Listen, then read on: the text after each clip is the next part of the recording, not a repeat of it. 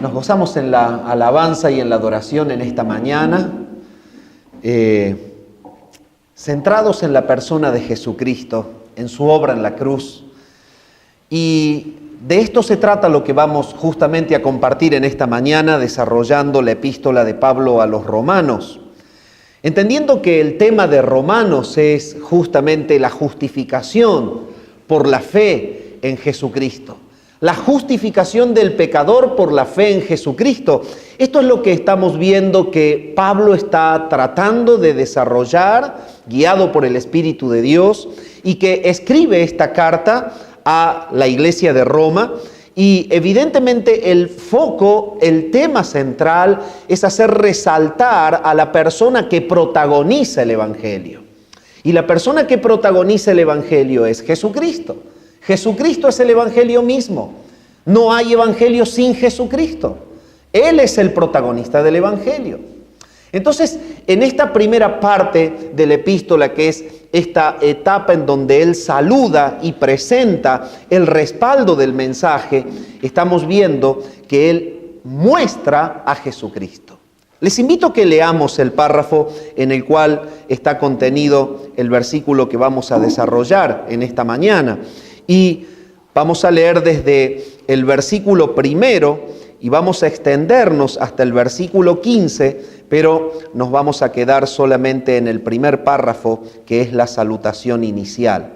Dice así la palabra de Dios: Pablo, siervo de Jesucristo, llamado a ser apóstol, apartado para el evangelio de Dios, que él había prometido antes por sus profetas en las santas escrituras, acerca de su Hijo, nuestro Señor Jesucristo, que era del linaje de David según la carne, que fue declarado Hijo de Dios con poder, según el Espíritu de santidad, por la resurrección de entre los muertos, y por quien recibimos la gracia y el apostolado para la obediencia a la fe en todas las naciones por amor de su nombre, entre las cuales estáis también vosotros,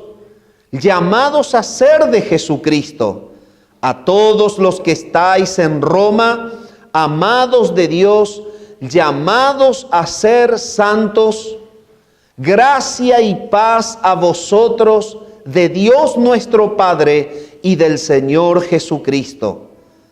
Primeramente doy gracias a mi Dios mediante Jesucristo con respecto a todos vosotros, de que vuestra fe se divulga por todo el mundo, porque testigo me es Dios, a quien sirvo en mi espíritu en el evangelio de su Hijo, de que sin cesar hago mención de vosotros siempre en mis oraciones, rogando que de alguna manera tenga al fin, por la voluntad de Dios, un próspero viaje para ir a vosotros.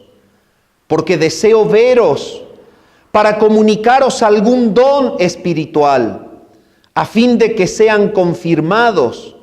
Esto es para ser mutuamente confortados por la fe que nos es común a vosotros y a mí.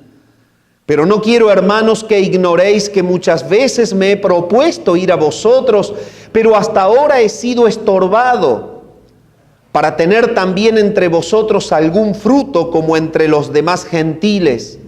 A griegos y a no griegos, a sabios y a no sabios, soy deudor. Así que en cuanto a mí, pronto estoy a anunciaros el evangelio también a vosotros que estáis en Roma. Bueno, esta salutación inicial contiene verdaderamente mucho material, mucha riqueza. No podemos decir que solamente se refiera a desarrollar un solo tema, pero en un pantallazo general podemos decir que Pablo está abriendo su corazón. En la carta está mostrándole a la iglesia cuál es su verdadero sentimiento. Y el sentimiento que él tiene es el de mostrar a Jesucristo como el protagonista del Evangelio, y es mostrarle a los de Roma, a los creyentes que están en Roma, que ellos son el resultado de la gracia de Dios. Ellos son el resultado del Evangelio.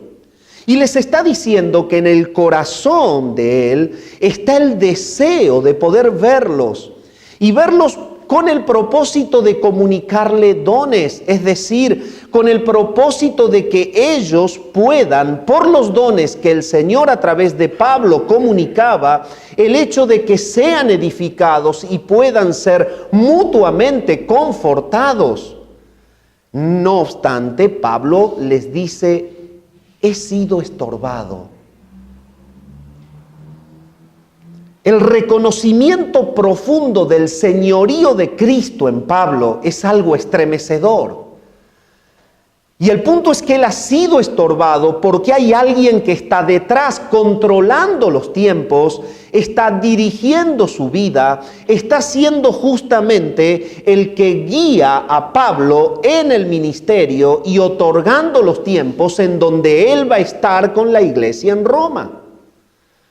Por lo tanto, Pablo, en su primera presentación de esta carta, presenta a Jesucristo como el protagonista indiscutido del Evangelio y como el protagonista indiscutido del señorío de la iglesia.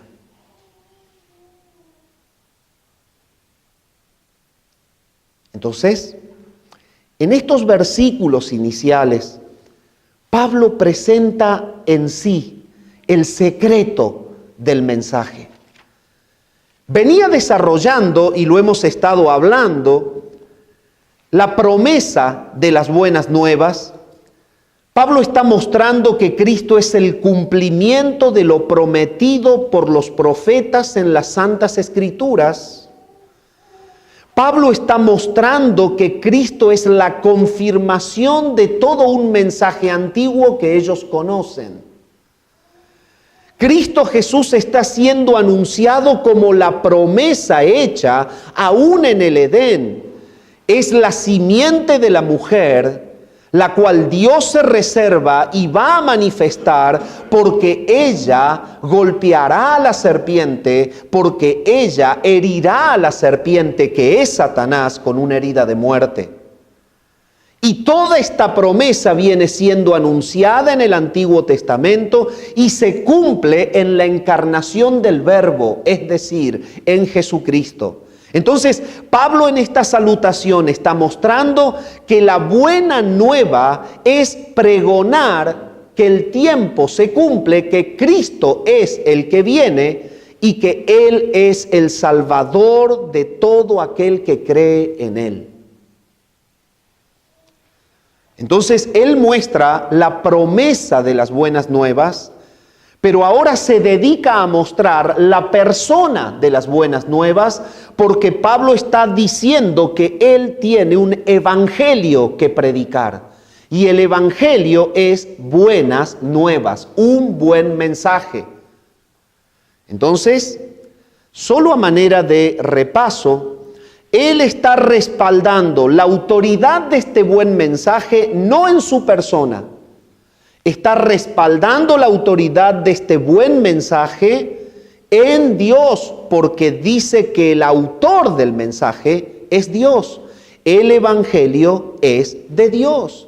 Y yo soy llamado por Cristo como siervo para predicarlo. Entonces, Pablo está desligándose totalmente de un protagonismo humano mezclado con un mensaje celestial. Y ahí está la pureza. El otorgamiento de un ministerio transparente. Pablo está diciendo, el evangelio tiene un protagonista, es Dios. Yo soy llamado a predicarlo como apóstol por medio de Jesucristo, lo dice en el versículo 1. Y por eso les voy a anunciar que Cristo es el cumplimiento de todas las profecías que vienen siendo anunciadas en las Santas Escrituras, y les voy a mostrar a Cristo que Él responde a todo lo que se ha dicho de Él. Lo primero que muestra de Cristo es que es del linaje de David según la carne. El cumplimiento de las profecías debe coincidir en que el protagonista de la salvación, el mensaje basado en Cristo, esta persona tiene que corresponder con las profecías que en la antigüedad venían siendo anunciadas de él, y la profecía dice que él debía ser del linaje de David según la carne. Por lo tanto, Pablo está diciendo: ha llegado el tiempo, se ha cumplido el tiempo, y el personaje que voy a anunciar es el cumplimiento de las profecías y es el Hijo de Dios, es Jesucristo. Él es el Salvador del mundo. Ha llegado del linaje de David según la carne, y entonces luego dice: Él es declarado Hijo de Dios con poder,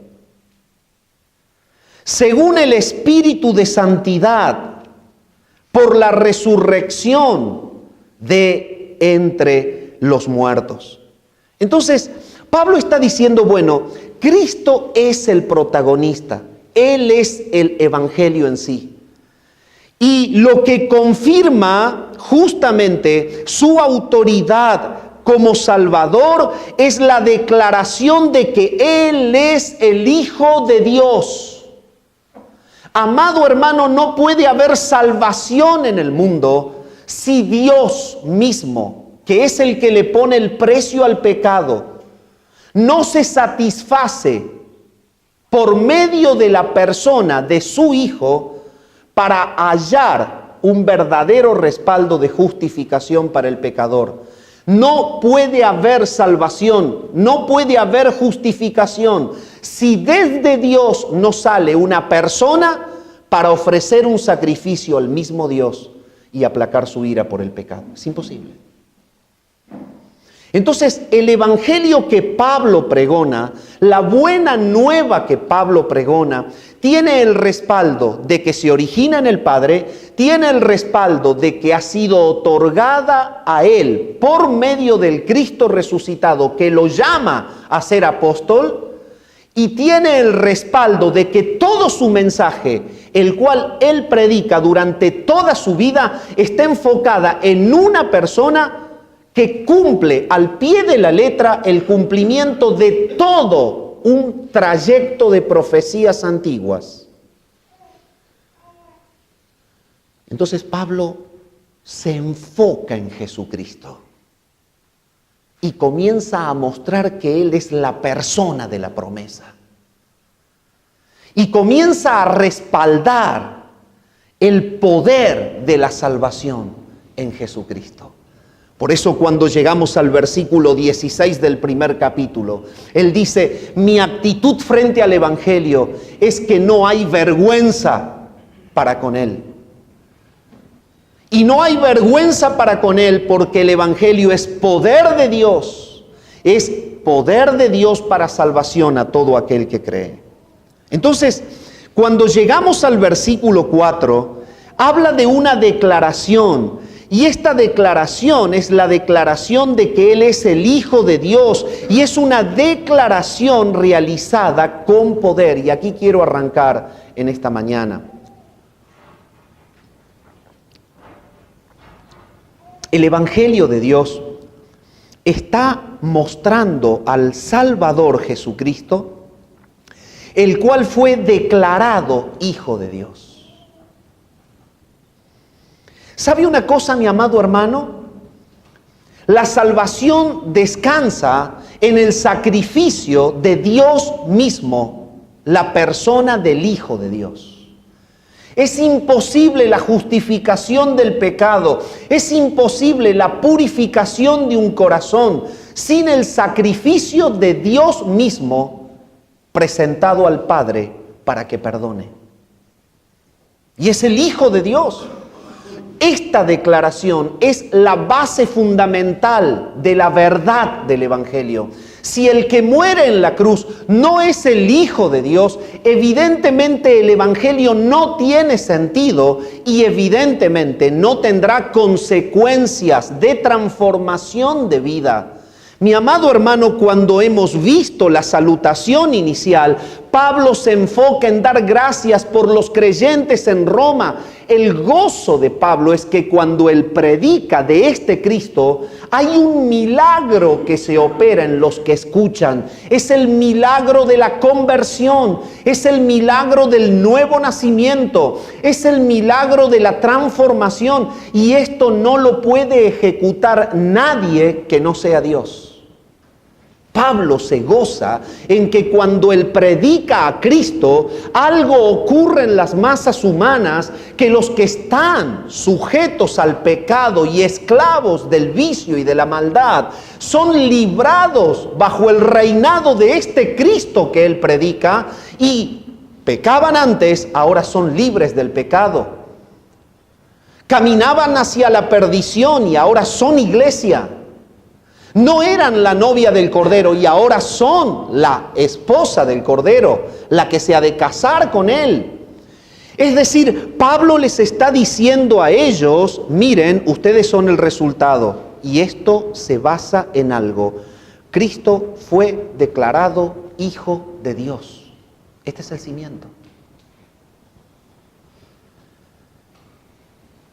Esta declaración de Hijo de Dios con poder se opera en el momento en que Cristo Jesús resucita de entre los muertos. Entonces, la palabra de Dios está mostrando que Cristo es el Hijo de Dios, declarado con poder según el Espíritu de Santidad por la resurrección de entre los muertos. Vaya al Evangelio de Juan. Evangelio de Juan, capítulo 2, versículos 18 al 22. Juan, capítulo 2, versículos 18 al 22.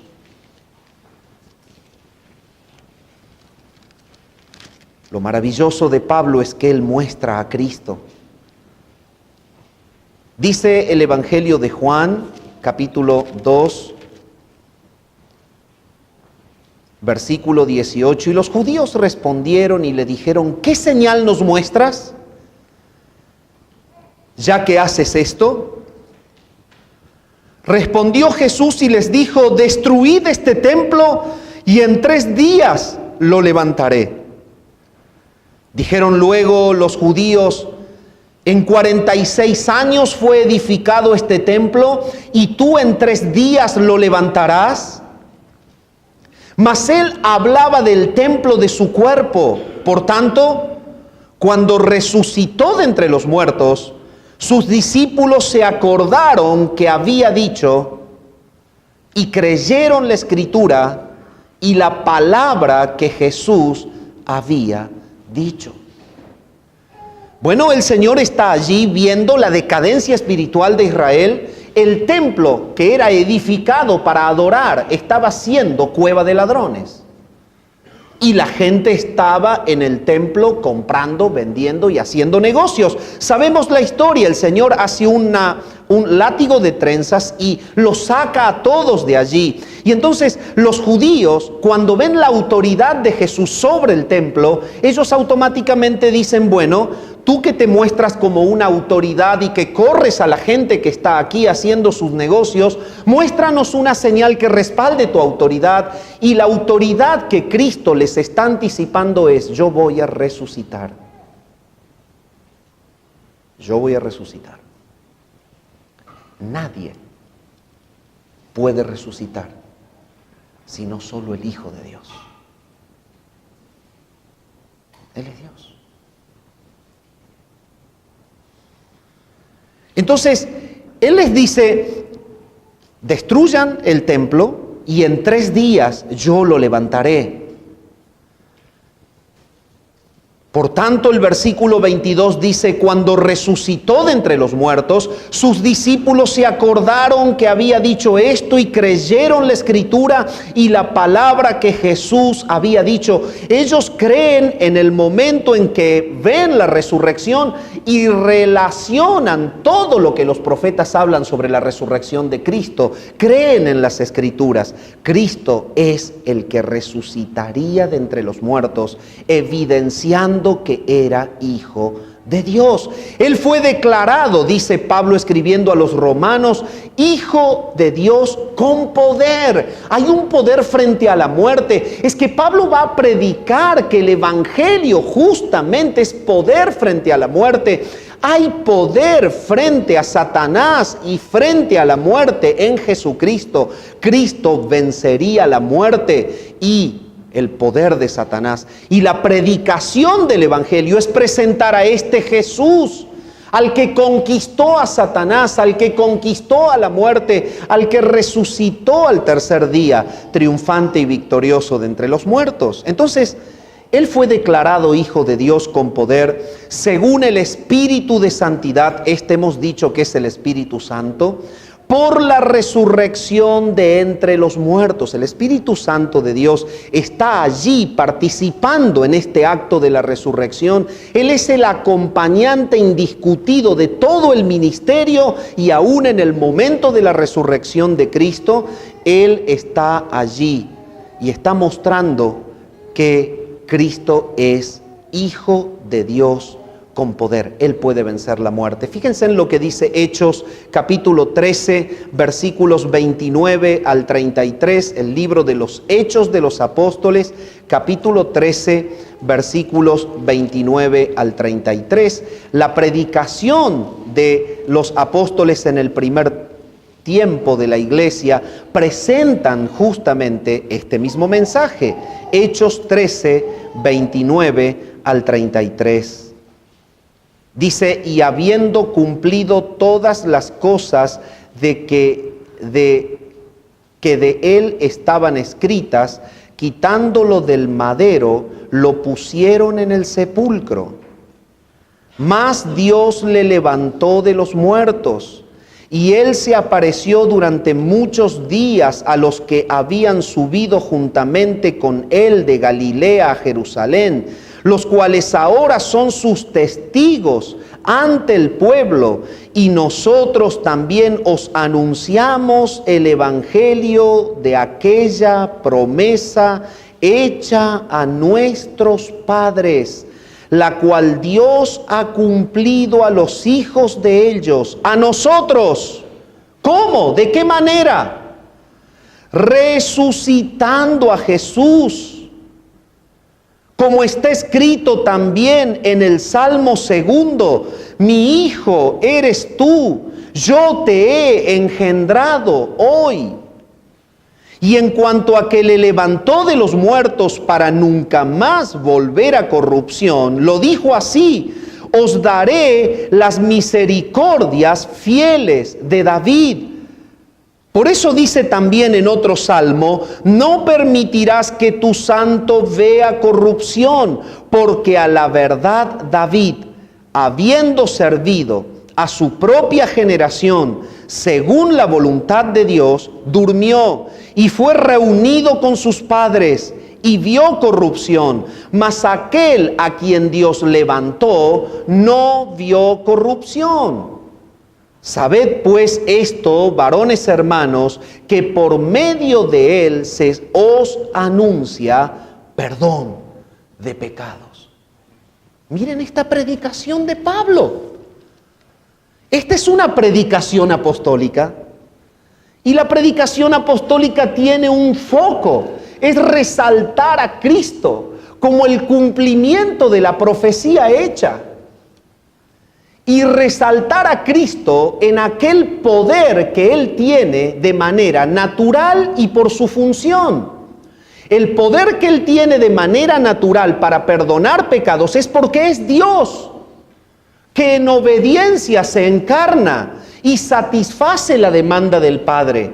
Y el poder de función o funcional es que en su obra perfecta Él fue a la muerte, conquistó a Satanás y volvió de la muerte, mostrando su poder frente al pecado y frente a la muerte. Entonces, cuando Pablo predica, aquí estaba predicando y está registrado en el libro de los Hechos, claramente muestra en la predicación que Cristo Jesús es el cumplimiento de la profecía, porque Él resucitó de entre los muertos. Y noten ustedes de qué manera maravillosa cuando Pablo predica, cita el Antiguo Testamento y cita el Salmo 2 y está diciendo lo que David profetizaba de Él.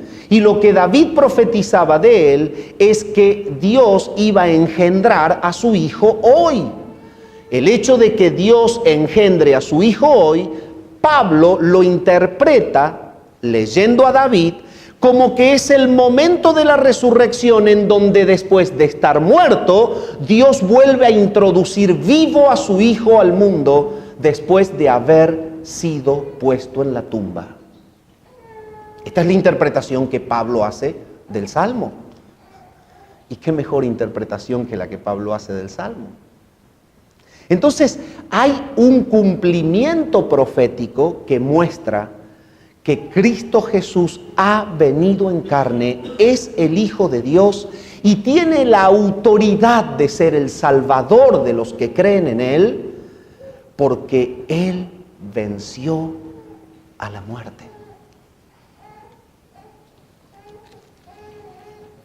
Tome la escritura y vamos a 1 Corintios capítulo 15, versículos 14 al 17.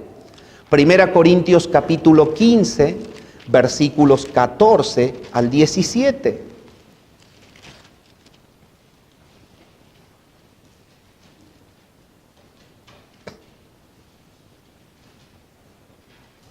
Y leo desde el versículo 13 para fundamentar.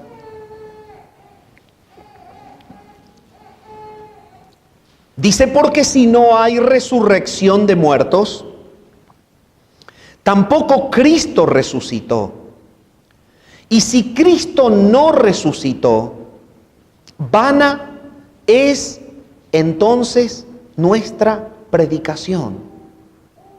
Vana es también vuestra fe. Pablo no puede anunciarle a los de Roma que les va a predicar el Evangelio si no arranca diciendo que Cristo resucitó de entre los muertos. Y él lo aclara. Si no hay resurrección de muertos, vana es la predicación. ¿Qué puedes tú predicar?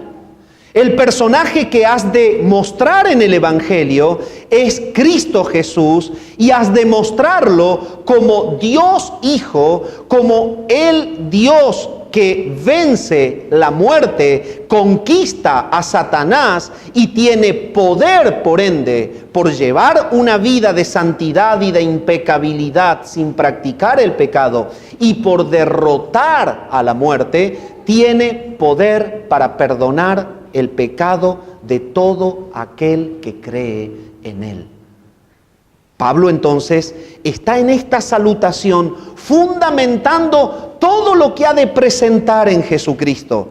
Antes de comenzar a hablar de la justificación en él, Pablo pone el cimiento y muestra el respaldo del mensaje. Y el respaldo es que el mensaje es una persona encarnada, es Dios Hijo, que estando en carne y satisfaciendo la voluntad del Padre en obediencia perfecta y absoluta, llegó a la cruz, ofreció el sacrificio que el Padre había determinado que Él realizara para comprar a todos y cada uno de los que durante toda la historia del tiempo creerían en Él como su Señor y Salvador.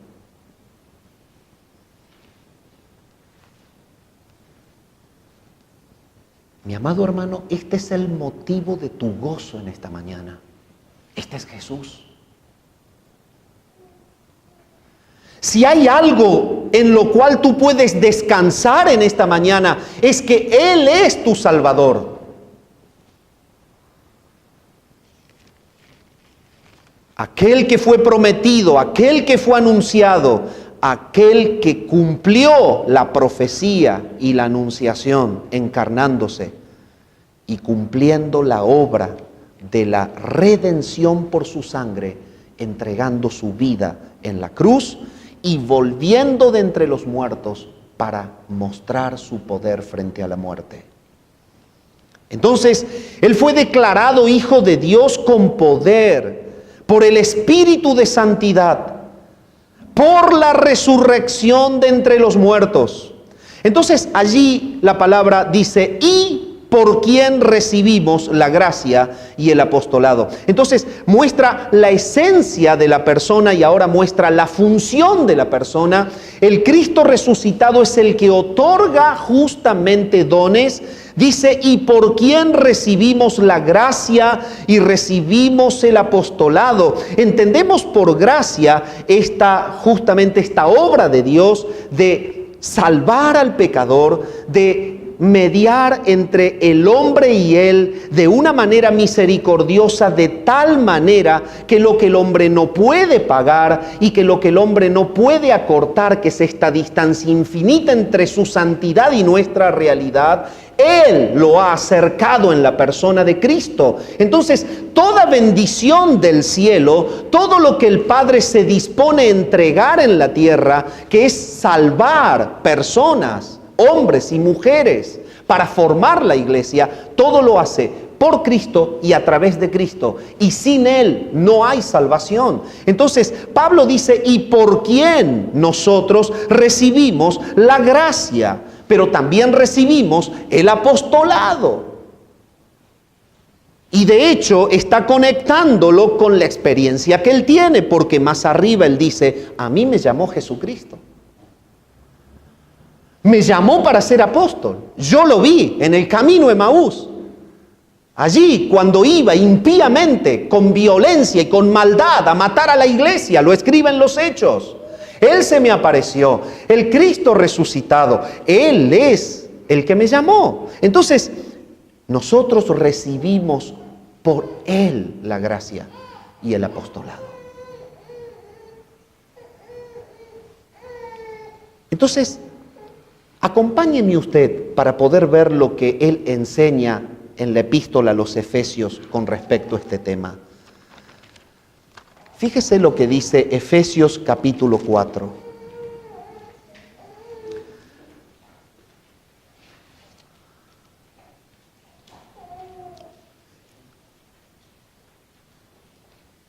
Vamos a leer desde el versículo 7 al versículo 11.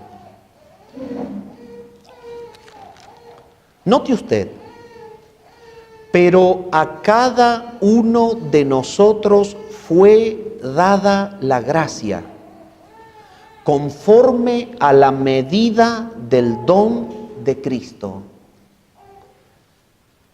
Por lo cual dice, subiendo a lo alto llevó cautiva la cautividad y dio dones a los hombres. Y eso de que subió, ¿qué es sino que también había descendido primero a las partes más bajas de la tierra? El que descendió es el mismo que también subió por encima de todos los cielos para llenarlo todo.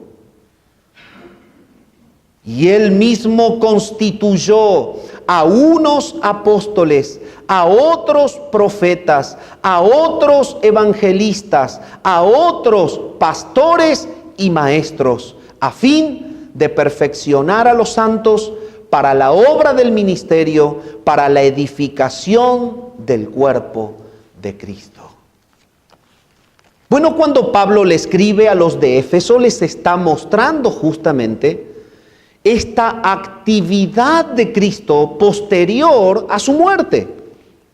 Y les está diciendo, este es el Cristo que muere, que conquista a Satanás en la cruz, que ofrece su vida como ofrenda a la demanda del Padre, pero este Cristo es el que, subiendo a lo alto, lleva cautiva la cautividad.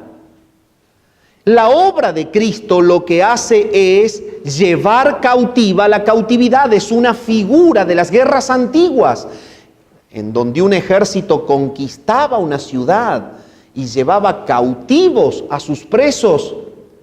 Evidentemente Cristo Jesús está siendo mostrado como aquel que conquista a Satanás y a la muerte, invade el imperio de la muerte, conquista a Satanás y se lleva cautivo con él a todos los escogidos del Padre que estaban cautivos bajo la opresión de Satanás y controlados por el poder de la muerte y controlados por la presión de Satanás, y los liberta, los libera en la cruz. Por eso es que el Evangelio dice: yo he venido a buscar y a salvar lo que se había perdido. Entonces, justamente Él lleva cautiva la cautividad. Y cuando Él lleva cautiva la cautividad, le abre la prisión a los que están allí, prisioneros del pecado, sujetos a la muerte, van camino a la perdición. Pero Él paga por ellos, Él muere a favor de ellos, Él derrama su sangre para pagar la liberación de ellos. Por eso Él dice: lleva cautiva la cautividad. Y cuando Él ejecuta esta acción, luego da dones a los hombres. ¿Qué querrá decir Pablo? ¿Sabe? Esto es el Evangelio. Es libertad del pecador en Jesucristo. Y está presentando al que liberta del pecado. Y está respaldando la autoridad para ser el que liberta del pecado. Y está mostrando de que Él es el conquistador de Satanás. Y que lo que se dijo en Génesis 3, la simiente de la mujer te herirá en la cabeza, se ha cumplido. Acompáñeme a Colosenses capítulo 2.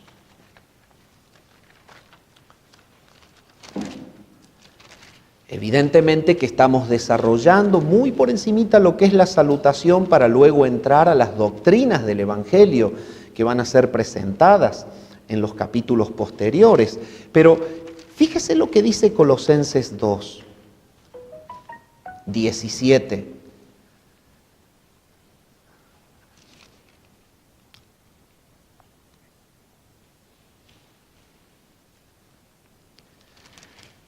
Estaba en el 1, perdón. Ahora sí.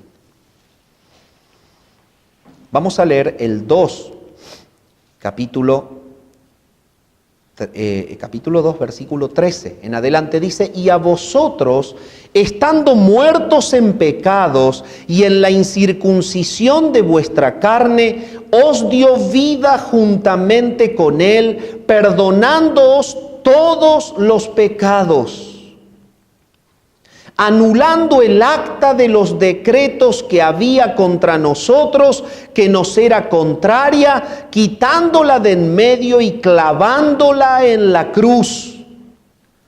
Y despojando a los principados y a las potestades, los exhibió públicamente, y noten esta expresión, triunfando sobre ellos en la cruz. Ese es el escenario que Pablo plantea de lo que ocurre en el momento de la crucifixión, cuando Él está siendo puesto por el Padre en ese lugar como el objeto de la descarga de toda su ira. Allí todo el poder y el potencial de Satanás en el pecado y en la muerte están siendo derrotados.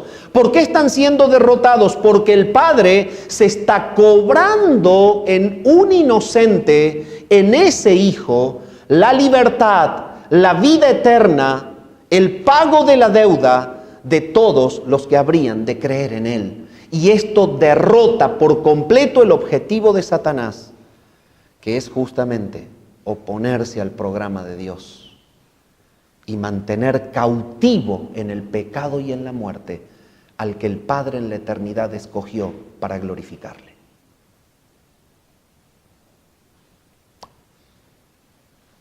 Lo maravilloso es que Pablo está justamente presentando aquí esta verdad en el principio de la epístola, de la carta a los romanos. Y noten ustedes lo que está diciendo. Y por quien recibimos la gracia y el apostolado. Entonces, lo que el Señor hace cuando conquista la muerte, Él da dones a los hombres. Y allí la palabra dice que a unos Él constituye apóstoles, profetas, evangelistas, pastores, maestros, y que el propósito es que sea edificada la iglesia. Entonces, lo que el Evangelio viene mostrando es que Cristo Jesús es el protagonista y que el Evangelio es en sí establecer por Cristo el reinado de Dios sobre los hombres. Él en Cristo da libertad del pecado, libera de la opresión.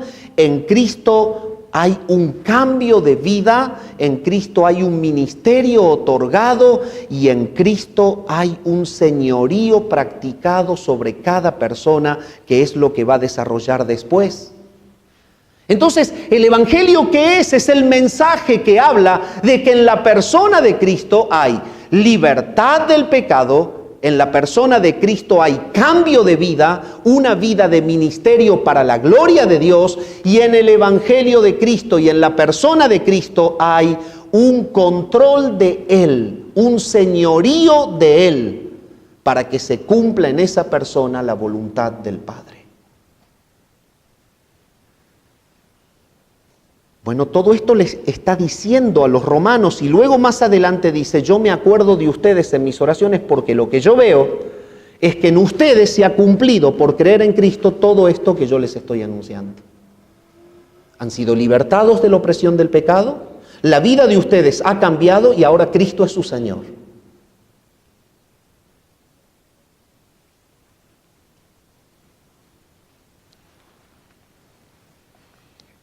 Ahora noten, y por quien recibimos la gracia y el apostolado. Aquí está Cristo otorgando los dones, ¿verdad? Para la obediencia a la fe. Él ejecuta la obra, es declarado con poder hijo de Dios porque derrota a la muerte. Él conquista a Satanás con poder. Él abre la prisión, Él da libertad. Él otorga dones, Él edifica a la iglesia, Él capacita a la iglesia poniendo personas que glorifiquen a Dios con sus vidas ministeriales. Y el propósito es señorear sobre los que creen.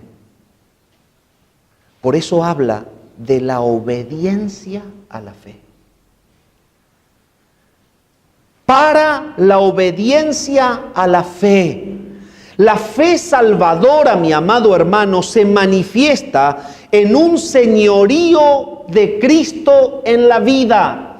La fe salvadora jamás es presente en una persona que no tiene a Cristo como su Señor, a pesar de que diga que es su Salvador. Lo puede decir. Pero si Cristo no es Señor, la fe salvadora no está. Porque la fe salvadora produce, lleva a la persona a una obediencia incondicional a los principios de Cristo. El propósito de Dios al transformar personas por el Evangelio de Cristo es conformar a la persona que cree en su Hijo a la imagen de su Hijo. Y la manera en que el Padre satisface este propósito de conformar a las personas a la imagen de su Hijo es que Cristo sea Señor de esa vida. Todo lo que la persona hacía en su vida pasada, todos sus modales, sus maneras, sus formas de conducirse, de hablar, de comportarse, de ver la vida, todo queda atrás. Si usted toma 2 Corintios 5:17, dice: de modo que si alguno está en Cristo, nueva criatura es. Las cosas viejas han pasado. He aquí todas son hechas nuevas. El propósito de Dios al salvar personas es imprimir en esa persona a su Hijo Jesucristo. Es formarlo a la imagen de Cristo. Y esto solo se opera por la obediencia a la fe en todas las naciones por amor de su nombre. Dicho de otra forma, miren, está presentando Pablo el respaldo de lo que él predica. Está mostrando que el personaje es Cristo, que es cumplimiento de la profecía hablada de él. Está mostrando que naturalmente él tiene poder para ser el protagonista del Evangelio porque ha resucitado de entre los muertos. Ha sido declarado Hijo de Dios con poder por la resurrección de entre los muertos. Está mostrándolo como el que le ha otorgado a él el don de predicar como apóstol de los gentiles. Por lo tanto, Pablo sigue escondiéndose detrás de la espalda de Dios. Y sigue mostrándose humilde para ministrar. Y sabe, mi amado, usted tiene un ministerio en la iglesia. Escóndase siempre en la espalda de Dios. No es usted, es Él. Es Él. El ministerio exalta a Dios.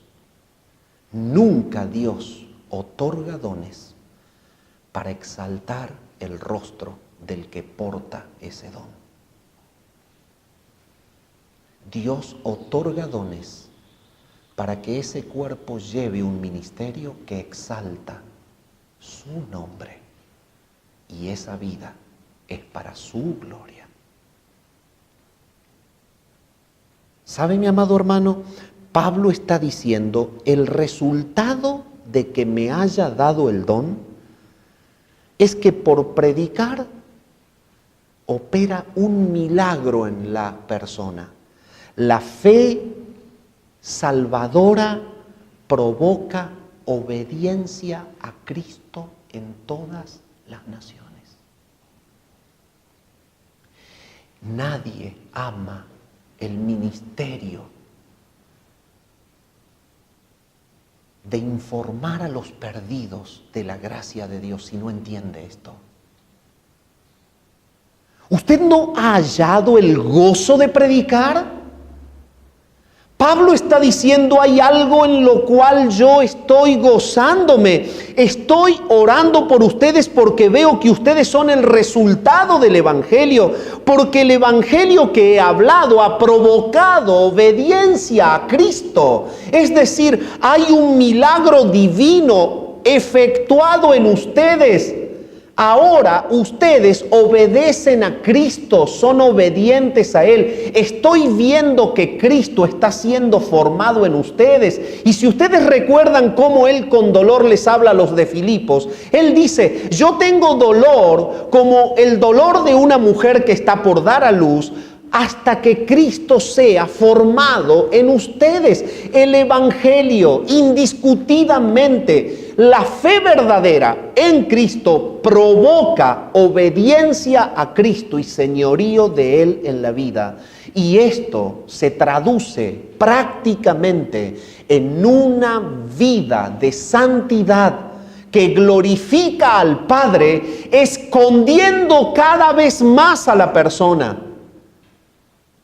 y mostrando cada vez más el poder transformador del Cristo resucitado. La iglesia bíblica está llena de esta gente.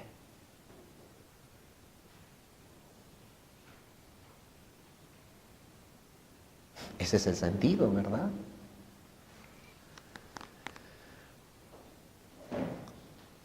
Noten ustedes, vamos a Romanos 16.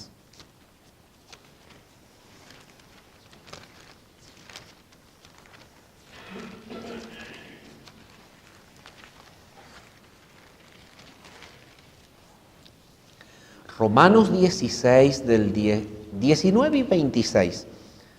Fíjense, dice, porque vuestra obediencia ha venido a ser notoria a todos. Así que me gozo de vosotros. Pero quiero que seáis sabios para el bien e ingenuos para el mal. ¿Qué está haciendo notar Pablo? Se lo está haciendo notar a los romanos. Vuestra obediencia. ¿Qué es la obediencia? A ver, ¿qué es la obediencia?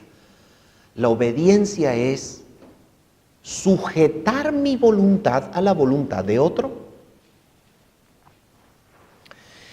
Pablo está mostrando que la fe salvadora está vigente en ellos porque la voluntad de Dios está por sobre la voluntad de ellos, y esto no es otra cosa más que el señorío práctico del Cristo resucitado en la vida del que cree en Él. ¿Y por qué lo remarco? Porque está de moda hablar del señorío de Cristo, pero no está de moda vivir el señorío de Cristo. Y mi amado hermano, lo que Pablo está diciéndole a los romanos, hay una obediencia de ustedes, hay una reacción que no es natural, porque el hombre naturalmente por el pecado no reacciona con obediencia, sino que reacciona con rebeldía.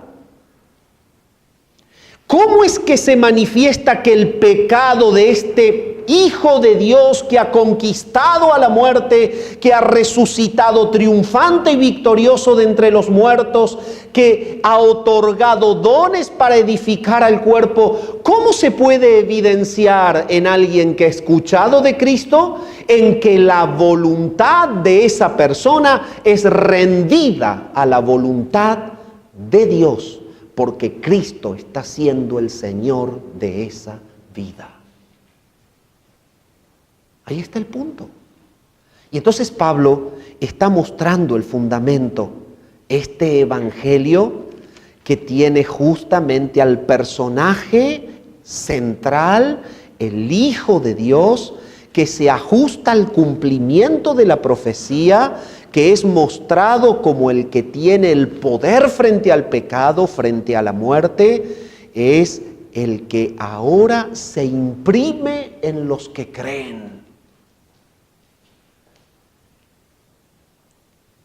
¿Y saben lo que es esto? Esto es el reinado de Dios en medio de los hombres. Cuando el Señor llega, y lo tenemos en el Evangelio, Él dice, el tiempo se ha cumplido y el reino de Dios se ha acercado. Arrepentíos y creed en el Evangelio. Él está anticipando que el Evangelio contiene en sí al personaje que transforma y que lleva a cabo el reinado de Dios en medio de los hombres. Es Él, es Cristo. Y entonces, si usted me sigue en Romanos 10, 9 y 10, vamos a ver otro versículo que en realidad se lo usa mucho y que sería bueno que lo interpretemos. Miren, Romanos 10, 9 y 10 dice lo siguiente, dice, esta es la palabra de fe que predicamos. Bueno, es una palabra de fe que se predica, que si confesares con tu boca que Jesús es el Señor, y creyeres en tu corazón que Dios le levantó de los muertos, serás salvo. Tremenda expresión del resumen del Evangelio.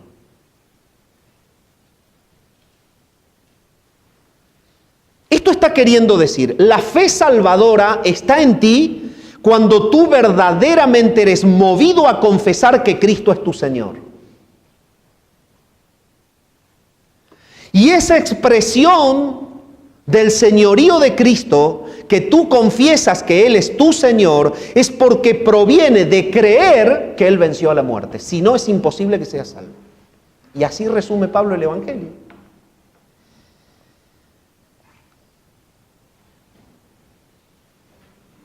Tú no puedes tener a un Señor que esté en una tumba,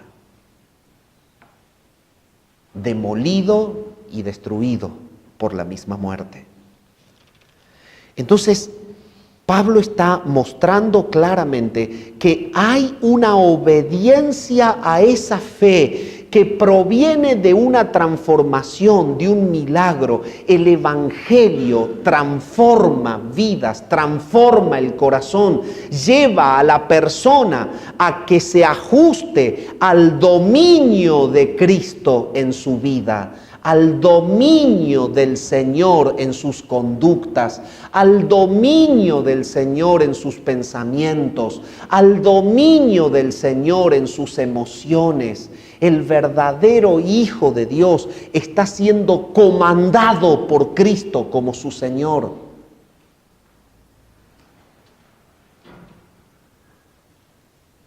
Acompáñeme a San Mateo capítulo 7, por favor.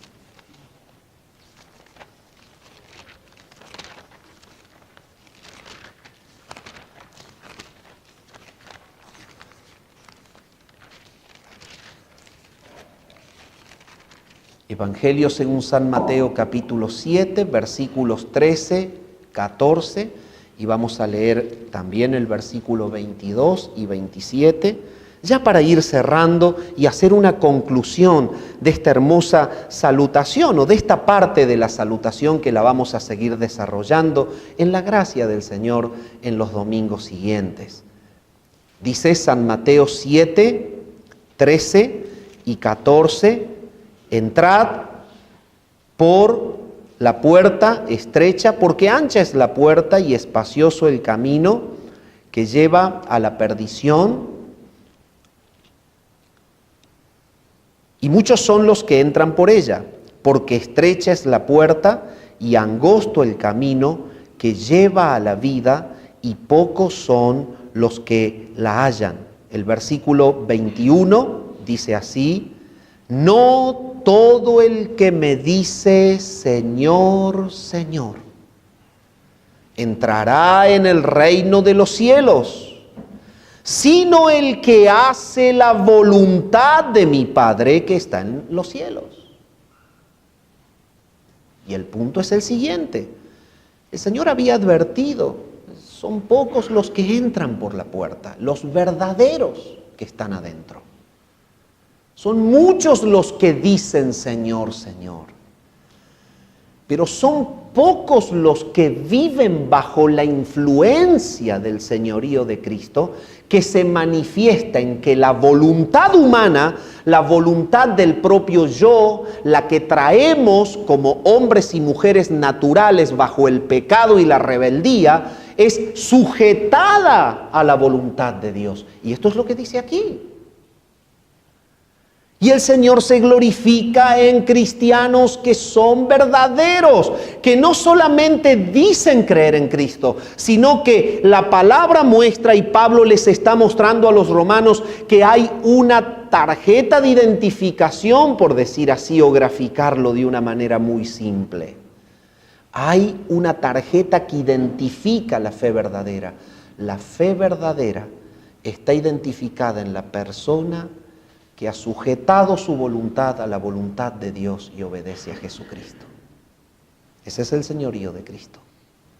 Y entonces, no todo el que me dice Señor, Señor entrará en el reino de los cielos, sino el que hace la voluntad de mi Padre. Entonces, el señorío verdadero, ¿qué es? Voluntad de Dios controlando la mía. ¿Eso ocurre en tu vida, amado?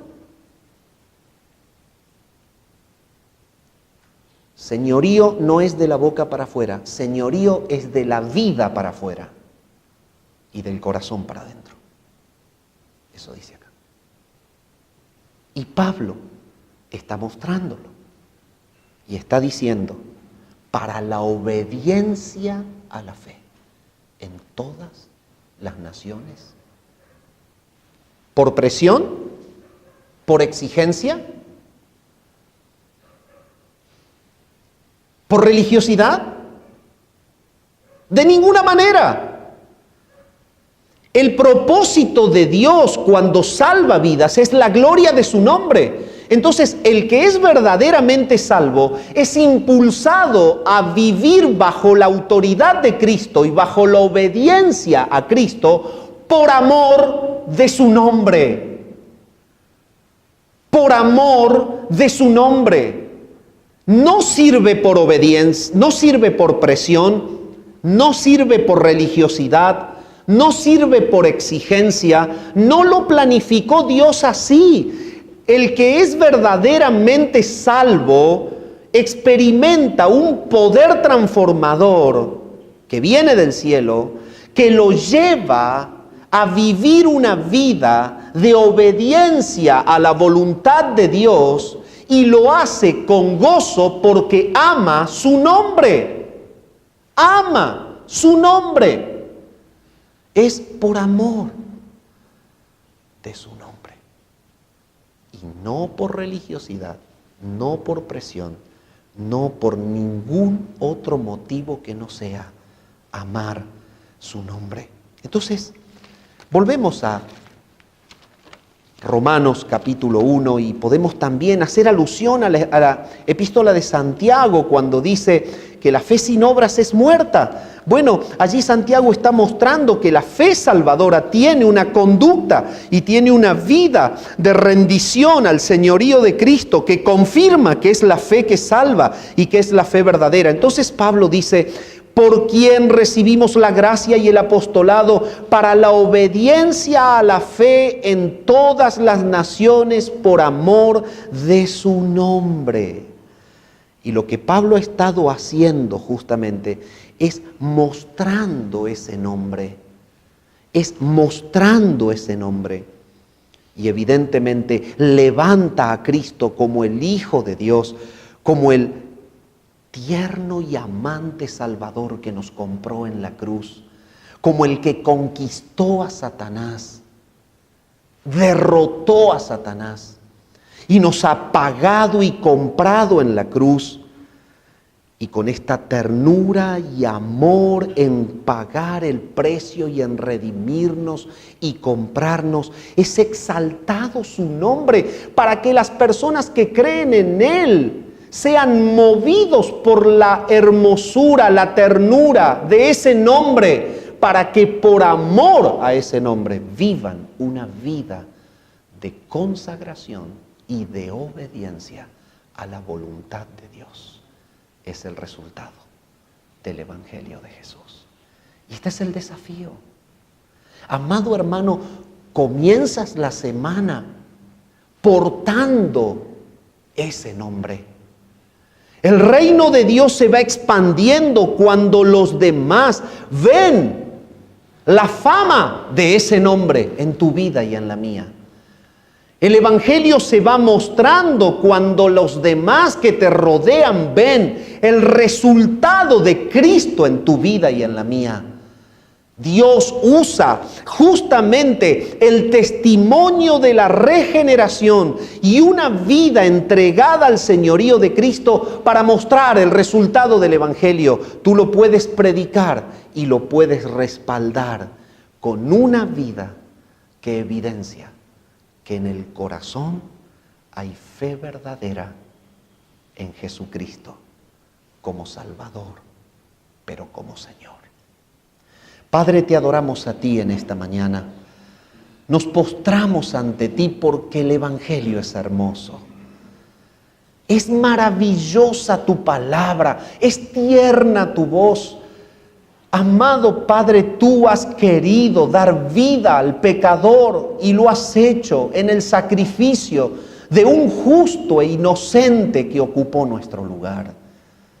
Te has cobrado en él la maldad de todos los que creen en Él y has dado vida, perdón y libertad a los que son de la fe de Jesús. Soberano Padre, clamamos para que nuestra vida sea una vida de luz Somos luminares en el mundo, que podamos vivir el señorío de Cristo que controla nuestros pensamientos, que controla nuestras acciones, que vivamos el verdadero perdón diariamente, que vivamos el verdadero amor entre los hermanos, que vivamos la verdadera paz en medio de un mundo que está en turbación y en tinieblas, que vivamos la transparencia y la honestidad en medio del pecado y en medio de la maldad. Amado Señor, que tú te glorifiques reinando sobre nosotros para que seamos luz en el sitio donde nos has colocado. Que la iglesia bíblica que tú mantienes en este lugar pueda iluminar a una sociedad que está en tinieblas, en drogadicción, que está en todo tipo de pecado, de maldad, en idolatría, en adulterios, en mentiras, en bajezas. Señor, que tú te glorifiques con la amada iglesia de Saldán para mostrar a Cristo como el Salvador, aquel que liberta de la opresión y de la práctica esclavizante del pecado.